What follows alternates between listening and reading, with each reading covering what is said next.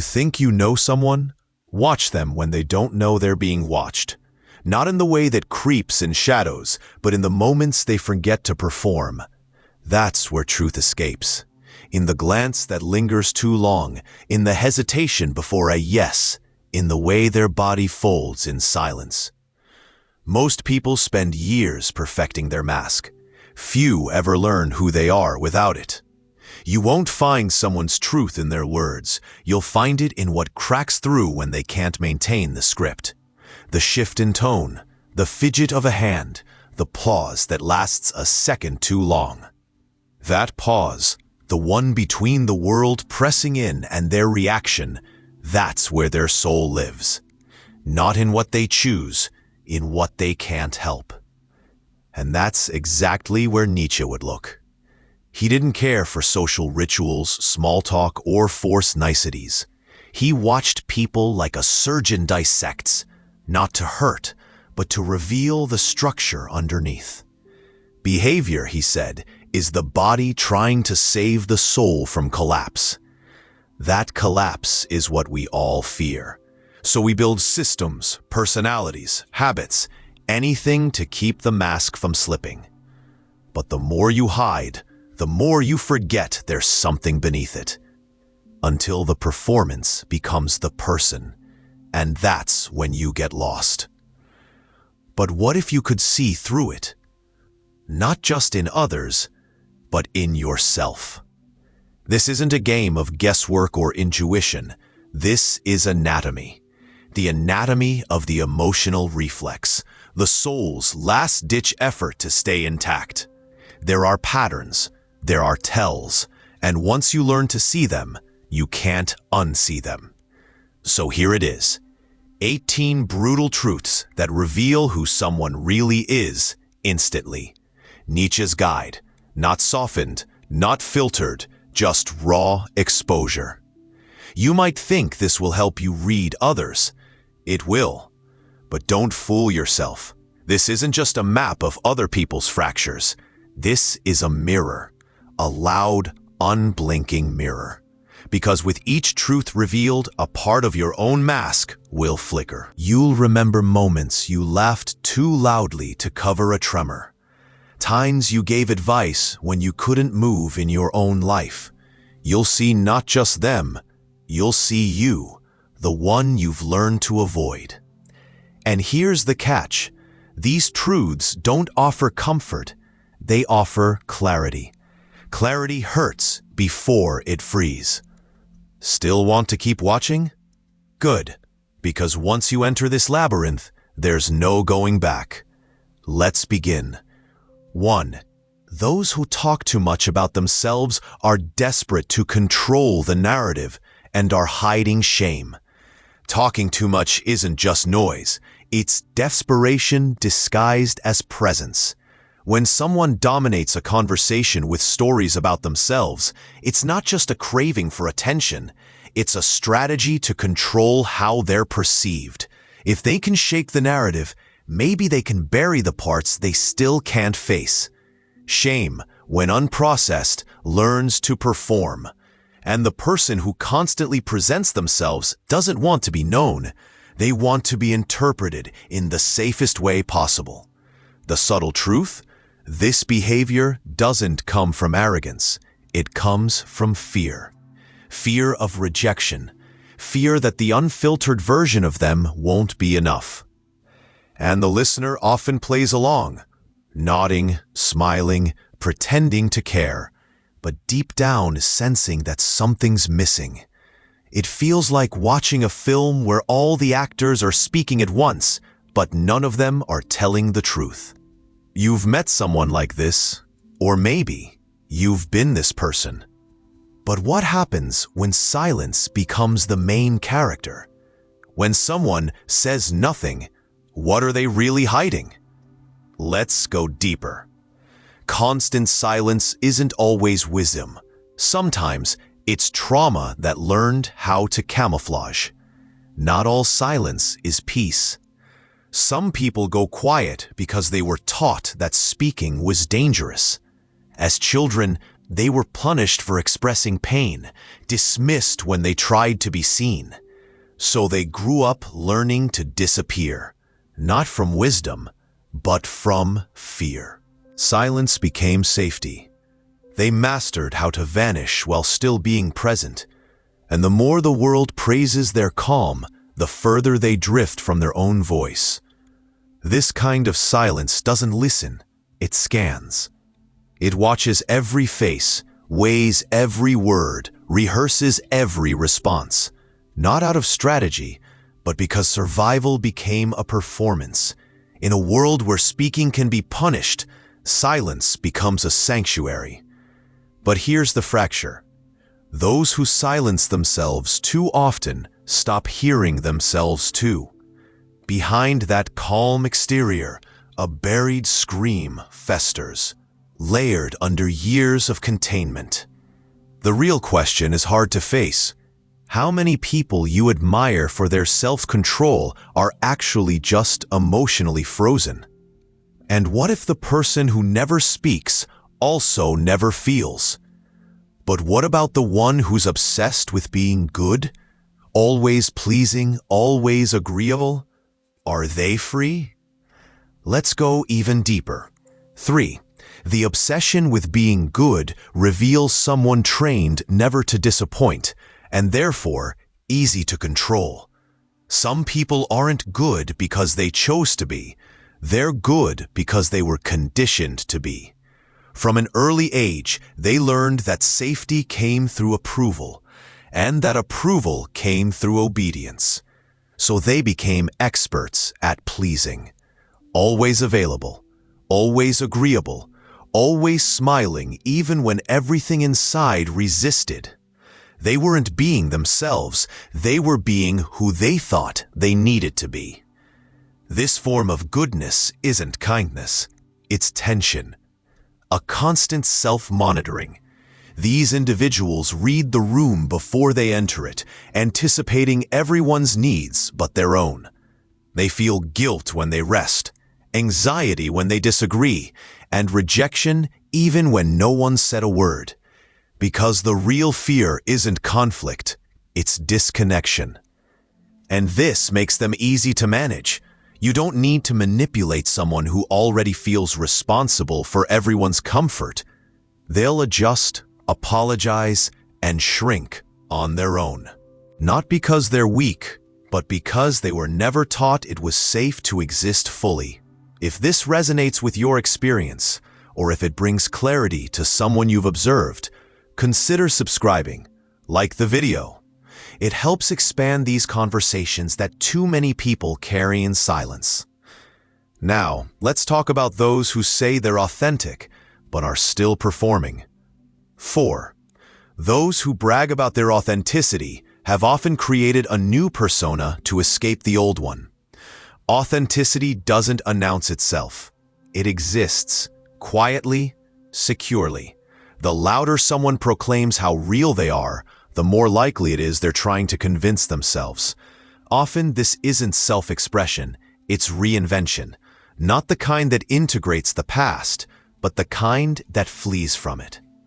They didn't heal, they rebranded. It's not authenticity, it's a mask dressed like liberation. And if you look close, the cracks are visible. The voice doesn't match the eyes. The confidence feels too loud. The story too polished. It's not vulnerability. It's performance. So who's underneath when the performance stops? And why did they need to become someone else just to feel safe? Let's keep going. 5. The need to be understood is the most sophisticated form of emotional dependency. There's a hunger that hides well, the hunger to be understood. It looks like vulnerability, but often it's survival in disguise. Wanting to be heard is human. Needing to be heard to feel real is dependence. Some people will reshape every word, repeat every thought, and explain themselves endlessly, not to communicate, but to feel less invisible. They believe that if someone could finally get them, the weight would lift. But what they're really seeking isn't clarity, it's rescue. And that turns connection into a transaction. If I let you see all of me, maybe you'll stay. But no one can hold that kind of pressure. Relationships collapse when presence turns into obligation. And those who crave understanding above all else often disappear in the process because they've handed their identity over for approval. Still, they keep trying. Because it's not just about being seen, it's about feeling like they exist. What's left when even recognition becomes a form of captivity? 6. People who smile constantly carry rage that was never allowed to exist. Some are shields. There are people who've learned that anger leads to rejection, that expressing frustration risks abandonment, so they turned their fury into friendliness, polished it into politeness, transformed it into a permanent grin. But beneath that practiced ease lives pressure. Decades of silenced reactions, moments where boundaries were crossed and swallowed, and instead of saying stop, they smiled again and again, until no one questioned it, until they forgot what it was like to show their real face. That kind of smile doesn't soothe, it contains. It keeps the peace by sacrificing expression. But peace built on suppression isn't peace, it's quiet collapse. Watch closely. The one who never gets angry might be the one who's forgotten how. 7. Excessive praise reveals hidden submission or a strategy of social seduction. Not all compliments are pure. Sometimes praise isn't connection, it's negotiation.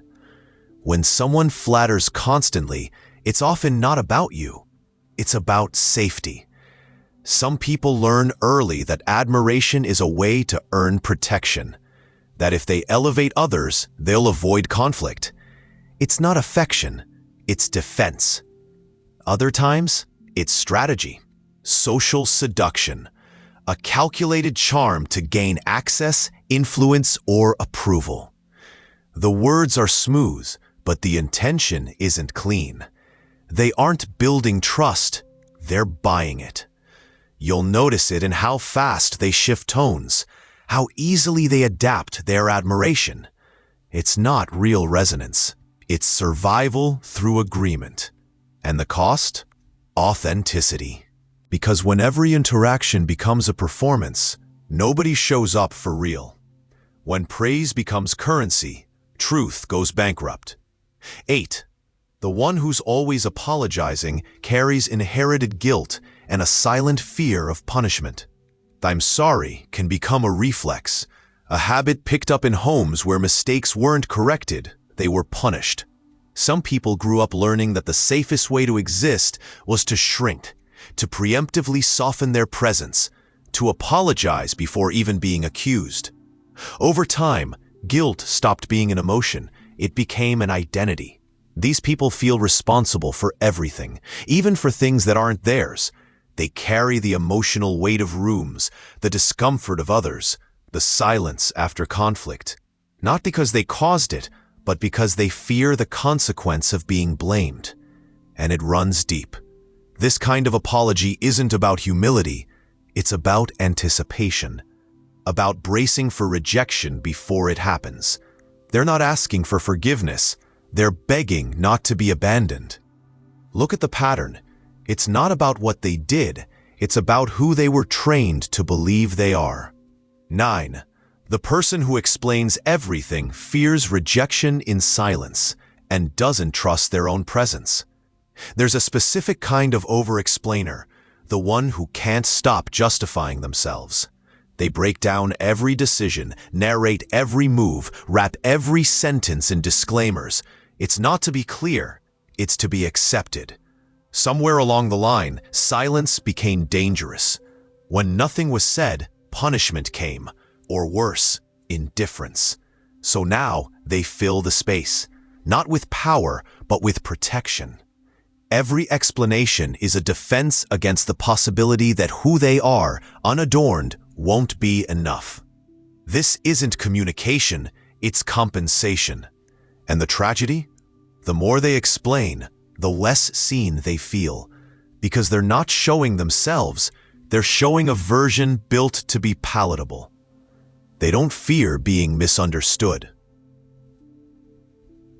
They fear being unseen. 10. People who constantly give advice are often paralyzed in their own decisions. It's easier to fix someone else's life than to face your own. That's why some people become chronic advisors, always offering insight, solutions, strategies. But beneath the surface, there's often a paralysis they haven't admitted. They speak with clarity about your path because theirs feels blocked. They analyze your feelings because their own are buried under indecision. Giving advice becomes a mask, one that hides the fear of choosing, acting, and failing. It feels powerful to guide others, but it also creates the illusion of movement while standing still. Sometimes, helping others is a way of escaping the mirror. If I'm useful, maybe I don't have to confront what I've avoided. But usefulness can become a trap, a distraction from the internal chaos they can't organize. You'll notice it. They rarely ask for advice, because to do so would be to admit they don't have the answers, and control is their last defense. 11. Arrogance is almost always fear of prior humiliation. Arrogance looks like superiority, but listen closely and you'll hear something else. Defense. Those who speak with condescension, who need to prove their worth constantly, are rarely grounded. They're guarding something. Behind arrogance is a history, moments of shame, failure, ridicule, times they felt small, invisible, dismissed. So they built armor, loud armor. Armor that doesn't ask for respect, it demands it. But forced respect is never real. It's compliance born from fear, not connection. And while they may silence others, they never silence the echo of their own past. Every boast is an attempt to drown out that voice that once said, "You're not enough." So they overcompensate, because power, even artificial, feels safer than vulnerability. But deep down, they're not trying to be better than you. They're trying not to feel smaller than they once did. Those who avoid all conflict often grew up where love was conditional on obedience. Some people see conflict not as a conversation, but as a threat, because in their past, disagreement meant danger. Raising a concern meant losing affection. Standing up for themselves meant withdrawal of love. So they learned to bend, to agree quickly, to keep peace at any cost. Not because they're peaceful, but because they're terrified of the emotional consequences that disagreement once brought. This avoidance doesn't create harmony, it creates suppression. And every unspoken truth, every repressed frustration becomes a knot that tightens over time. Their relationships seem calm, but inside, they're filled with tension. The tragedy, they often attract the very people who exploit this silence, people who sense they won't push back. And over time, they lose their voice completely. Not because it was taken, but because it was never allowed to develop.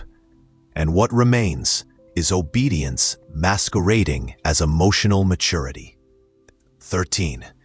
People who can't handle criticism are too identified with their persona and therefore fragile.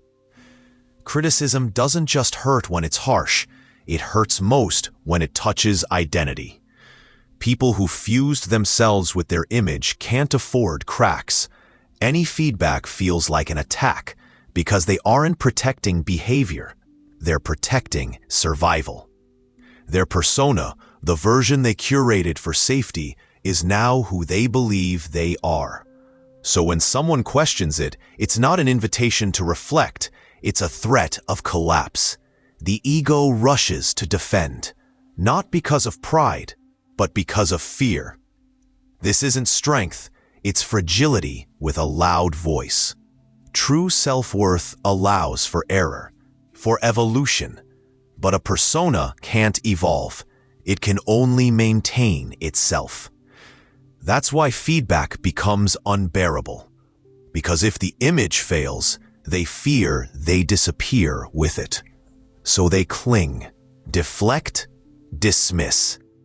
But every time they defend the mask, they drift further from the truth. 14.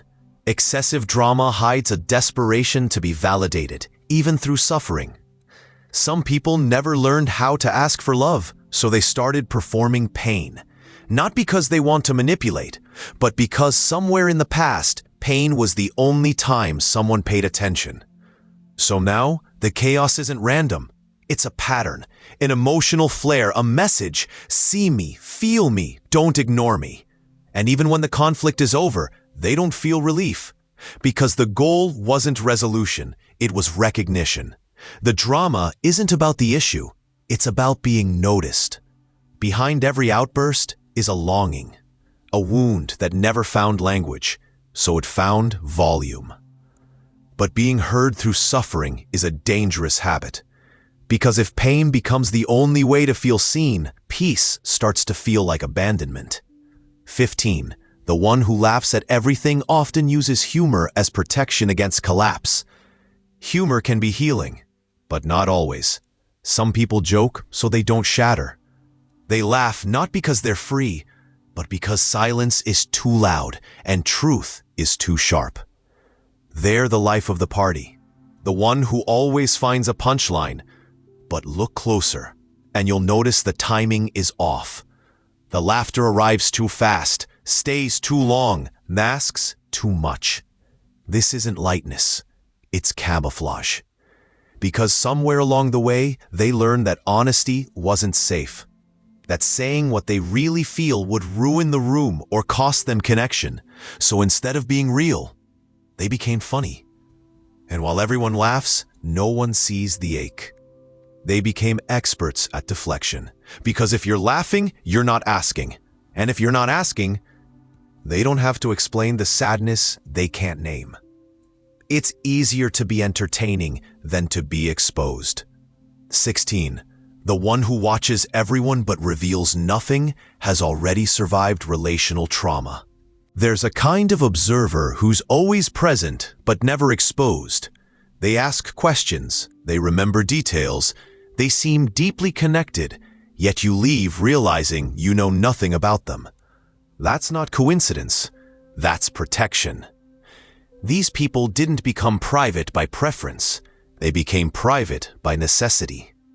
Somewhere in their history, vulnerability cost them something. Maybe it was betrayal, maybe humiliation, maybe abandonment. But whatever it was, it taught them being seen is dangerous. So now they study everyone. They collect patterns. They anticipate moods by never bringing their full self into it. And while it may look like composure, it's actually control, emotional surveillance. They keep their truth hidden, not because they're secretive, but because history told them openness invites harm. They're not disconnected, they're in hiding. And what they fear most is being real and rejected again. 17. Over-spirituality disconnected from the body is often an escape from the shadow. Not all light is healing. Some people chase enlightenment like an addiction, floating from one spiritual path to another, always ascending, never grounding. But what looks like devotion is sometimes avoidance. They speak in universal truths, but can't sit in discomfort. They pray, meditate, cleanse, yet ignore rage, grief, shame. The body is avoided, the past minimized. Darkness is labeled as low vibration. But the truth? They're not transcending, they're escaping. Real healing isn't just elevation, it's holding light and shadow at once. And those who bypass that shadow in the name of light are not expanding, they're fragmenting. This kind of spirituality becomes armor, a way to avoid being human, a way to escape pain without processing it. But whatever isn't faced, waits, even in the highest frequencies. 18. The one who says, "That's just how I am," has either given up on transformation or never started. There's a final kind of resignation that dresses itself as self-acceptance. "That's just how I am" sounds honest, but often it's a wall, a declaration that says, "Don't expect change, because I stopped expecting it from myself." This phrase can carry exhaustion. Someone who's been broken so many times they've stopped trying to rebuild. Or it can carry entitlement, a refusal to grow, masked as authenticity. Either way, it's stagnation. It freezes evolution. It justifies damage, and it pushes others away before they can ask for more. True self-knowledge doesn't resist change, it invites it. It understands that being human means being in motion, imperfect, unfinished, open. But when someone clings to this phrase, they're not revealing themselves. They're protecting what they're afraid to confront. And transformation becomes impossible, not because they can't change, but because they've decided they shouldn't have to. "That's just how I am." It sounds like finality, but what it often reveals is someone who stopped evolving. Not because they've found peace, but because they've accepted paralysis. And this is where the danger begins. Because when you declare yourself complete, you lock the door on transformation. You turn your current shape into a prison and call it identity. You wear limitation as if it were self-knowledge. Jung warned about this, about the illusions we construct to avoid meeting our deeper selves. He said, "Until you make the unconscious conscious, it will direct your life and you will call it fate." And those who say, "That's just how I am," are often being driven, not by awareness, but by old patterns masquerading as personality. Nietzsche, never one to flinch from discomfort, gave the antidote. Become who you are. But to become, you must first destroy. And not in the dramatic, cinematic sense, but in silence, in honesty, in the daily dismantling of every behavior you perform for acceptance. Every trait you've inherited but never examined. Every boundary you abandoned just to be loved. These 18 truths were never about analyzing others. They were meant to unsettle your mirror, because once you begin to really see, without pretense, without defense, you realize most people aren't who they think they are, and neither are you. Most are living rehearsed scripts. They've mistaken coping mechanisms for character. They mistake applause for love, control for safety, niceness for virtue. So they loop, in relationships that echo their wounds, in choices that numb instead of liberate, in identities that were never chosen, just inherited or demanded. But what if you could pause that loop? Not to escape it, but to study it, to ask, which parts of me were built to survive and which were born to live? That's where Jung's shadow meets Nietzsche's rebellion. The shadow doesn't want you to be perfect. It wants you to be whole. And rebellion isn't rage. It's refusing to keep living a story someone else wrote. These truths, every one of them, point not at others, but back at you. They aren't judgments, they're invitations. Not to become someone new, but to recover who you were before shame, fear, obedience, and silence rewrote your edges. So ask yourself, where have you performed authenticity while hiding? Where have you mistaken submission for kindness? Where have you called stillness peace when it was really fear? And what would happen if you stopped defending your current self long enough to meet the real one. Here's what's true. The people you try so hard to understand, the ones you love, admire, chase, or run from, many of them aren't even present. They're systems, scripts, projections, and so are you sometimes. You are a mirror, but stained. You see others through. If this made you pause, leave a comment. Speak without performance. Let this be one of the few places where clarity is more important than appearances. And if you want more, not noise, not distraction, but depth, follow this page. Subscribe. We're not here to be entertained. We're here to remember who we are when no one's watching.